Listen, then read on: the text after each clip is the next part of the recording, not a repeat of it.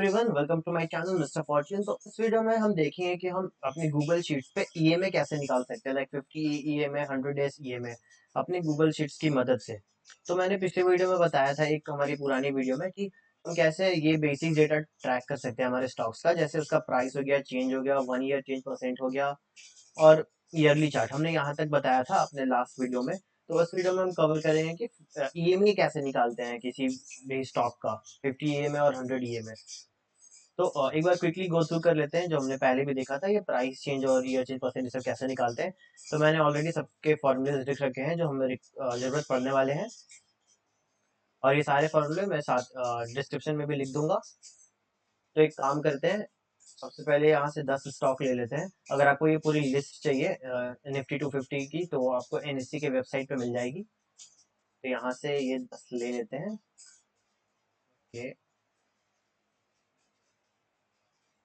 ये यहाँ तक आ गया। ठीक है, इसको कॉपी कर लेते हैं, ये कि मेरी न्यू शीट है ट्यूटोरियल नाम से, और यहाँ पर पेस्ट कर देते हैं। ठीक है, ऊपर एक कॉलम के लिए जगह छोड़ देते हैं, सॉरी, हेडिंग्स के लिए, और वहाँ पर हम अपनी हेडिंग्स पेस्ट कर देते हैं। तो आ, हम देखने वाले हैं, यहाँ तक देखते हैं 1 ईयर चेंज परसेंट तक। यहाँ पेस्ट कर देंगे और इसको हटा देते हैं। हाँ ठीक है, ये हमारे 10 स्टॉक हो गए, सॉरी 9 ही है, कोई बात नहीं। तो अब हम लोग सबसे पहले देखेंगे कि इसका प्राइस कैसे निकालते हैं। तो ये हमारे कंपनी नेम हो गया, ये एक इंडस्ट्री होगी, उसका सिंबल हो गया। तो सारा काम हम इस पे सिंबल के बेसिस पे करते हैं। तो सबसे पहले देखेंगे प्राइस क्या निकालते हैं। तो हमारे पास एक फंक्शन होता है गूगल फाइनेंस नाम का, गूगल शीट में जो अवेलेबल होता है, जिसकी मदद से हम ये सब चीज़ें कर सकते हैं। तो ज़्यादा लंबा ना करने के लिए मैंने यहाँ ऑलरेडी लिख रखा है। तो यहाँ पर हमने ऐसे डालना है। तो इक्वल टू का साइन देंगे पहले किसी भी फंक्शन के पहले, फिर अपने फंक्शन का नाम लिखेंगे गूगल फाइनेंस। उसके बाद डबल कोट्स के अंदर हम एनएससी लिखेंगे, हम एनएससी का डेटा ट्रैक कर रहे हैं। और यहाँ पे जिस भी कॉलम में हमने सिंबल्स डाल रखे हैं उसका मेंशन करेंगे। जैसे यहाँ पे सी कॉलम पे है और सेकंड नंबर पे है, तो सेकंड नंबर पे 3M इंडिया है, तो ये उसकी वैल्यू ले लेगा। हमने ये एम्परसेंड का साइन लगाया ताकि ड्रैग करे तो ये नीचे ऑटोमेटिकली लेते जाए। अभी मैं दिखाता हूँ कैसे। ठीक है, ये इसका जो भी लास्ट प्राइस होगा वो ले लेगा, जैसे 30,736 है। अब ये सेम चीज़ हमें करना है अभी ये बाकी सारे स्टॉक्स के लिए। तो आपको दोबारा टाइप करने की ज़रूरत नहीं है, जस्ट यहाँ पे क्लिक करेंगे तो ये एक राउंड सा सर्कल दिखेगा, वहाँ पे ड्रैग कर, वहाँ पे माउस होवर करना है, और एक प्लस का साइन बन जाएगा। प्लस का साइन लेते ही इसको नीचे तक खींच देना है, तो अपने आप वो फॉर्मूला सब में एंटर कर देगा। अब चेंज देखते हैं, लाइक एक दिन में वो कितना चेंज हो रहा है।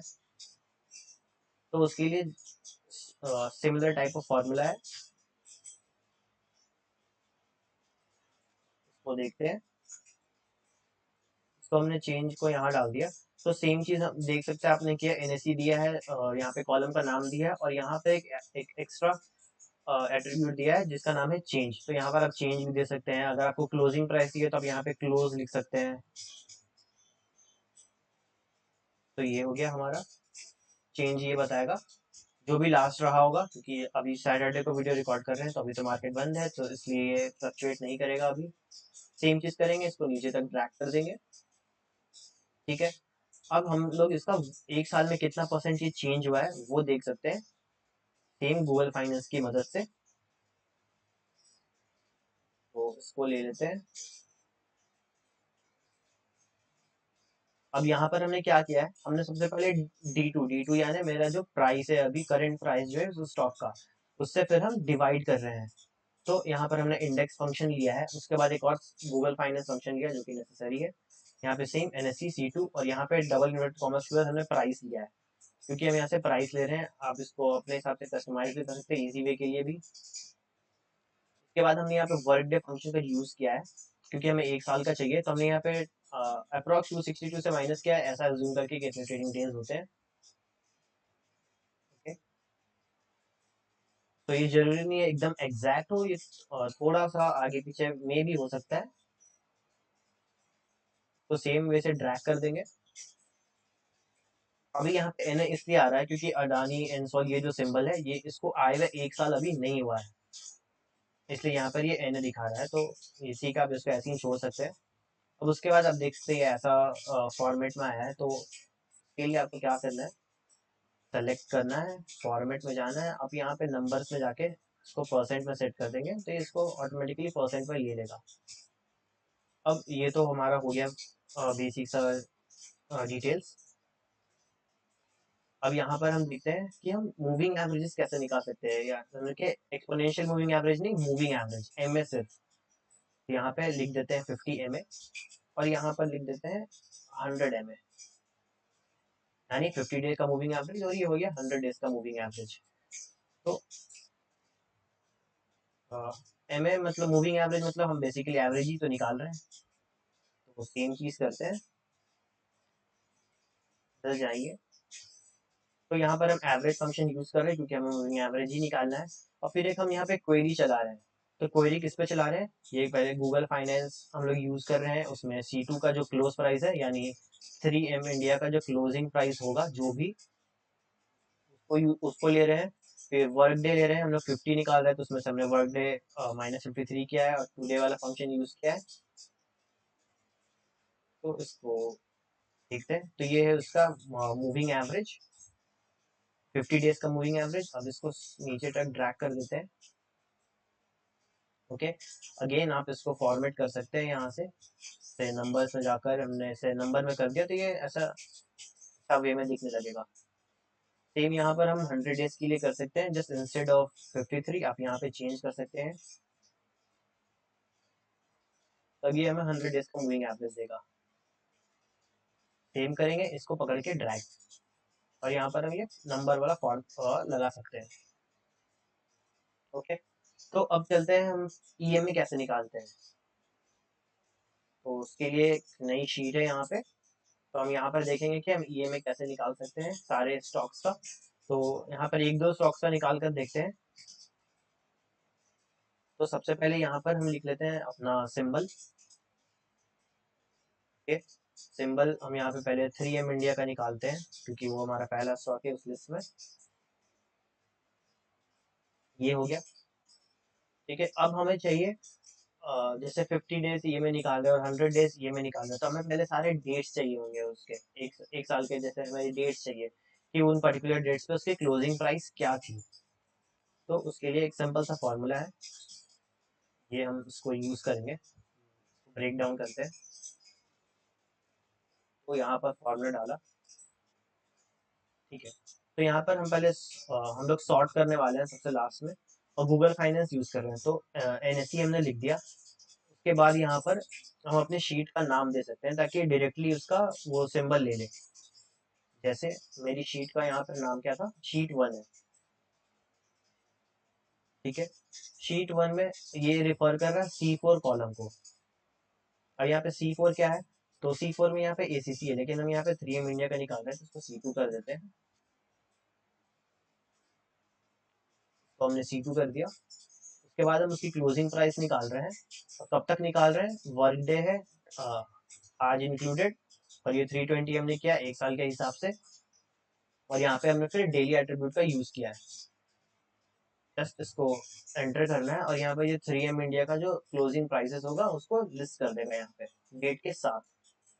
हम देख सकते हैं 24 मई को जो सा क्लोजिंग प्राइस था, 23 मई को था, 22 मई को था, 21 मई को था, और यहाँ पे आप देख सकते हैं ट्रेडिंग जिस दिन ट्रेडिंग नहीं हुई थी उस दिन हटा दिया था। ओके, तो अब देख सकते हैं ये गया है 8 मार्च 2023 तक।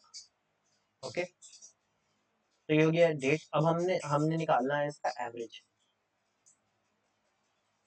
ठीक है, तो एवरेज के लिए तो सिंपल सा फॉर्मूला होता है, आपको एवरेज फंक्शन यूज करना होता है और कॉलम का नाम दे, कॉलम का वो नोटेशन दे देना होता है कहाँ तक के निकालना है आपको। ठीक है, तो यहाँ पर ले लेते हैं एवरेज। ओके, और सेम चीज हमें इस कॉलम पे भी करना है क्योंकि हम एक कॉलम में 50 डेज का निकालेंगे और एक कॉलम पे 100 डेज का निकालेंगे। तो सबसे पहले हम क्या करेंगे, यहाँ पे मेंशन कर देंगे ये हो गया 50 डेज के लिए और ये हो गया 100 डेज के लिए।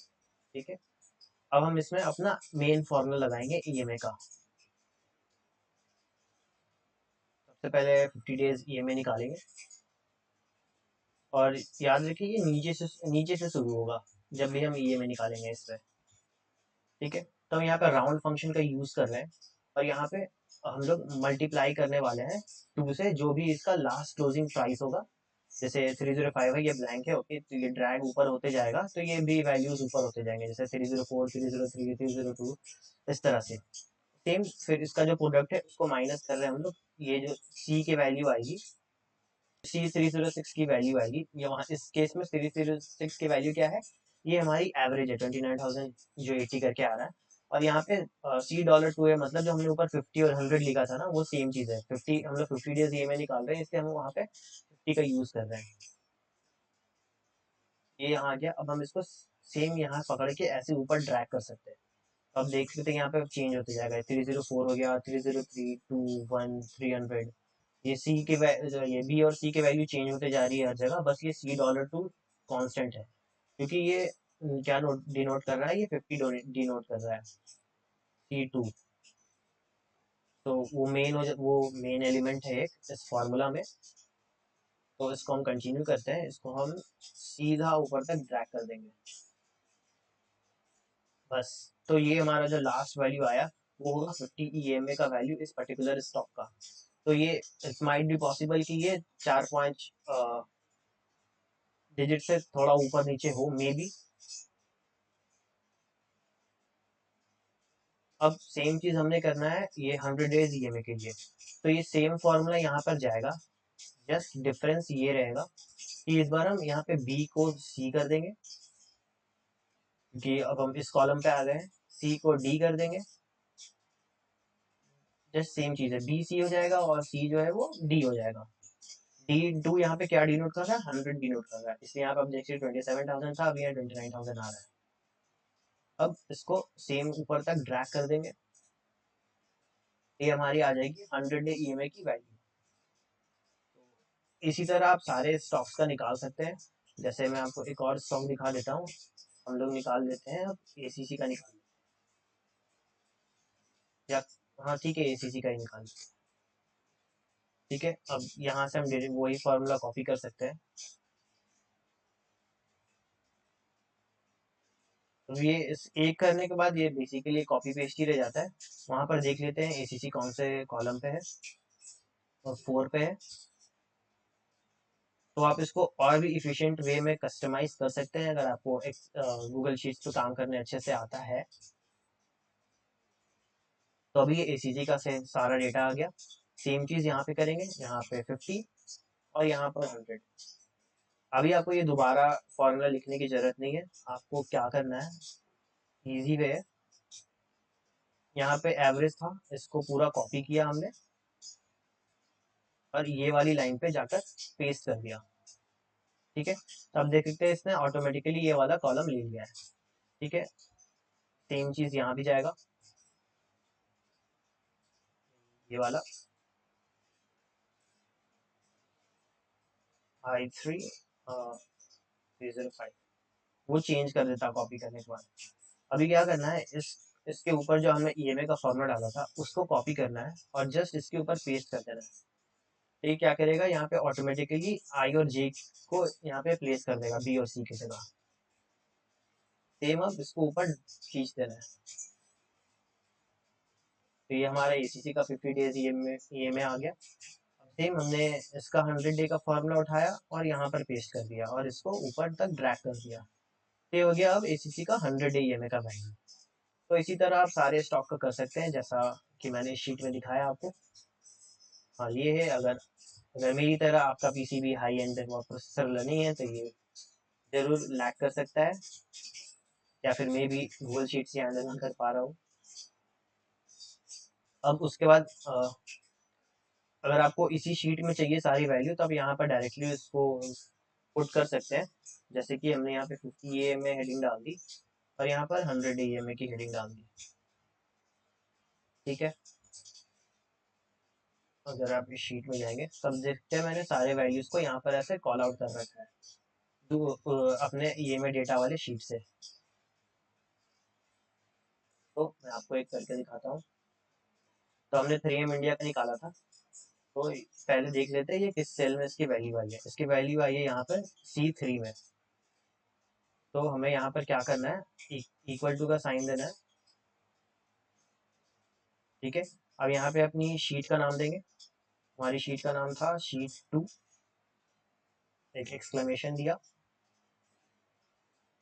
ठीक है। और उसके बाद यहाँ पर हम वैल्यू देंगे C3 की, ये डाला है ना।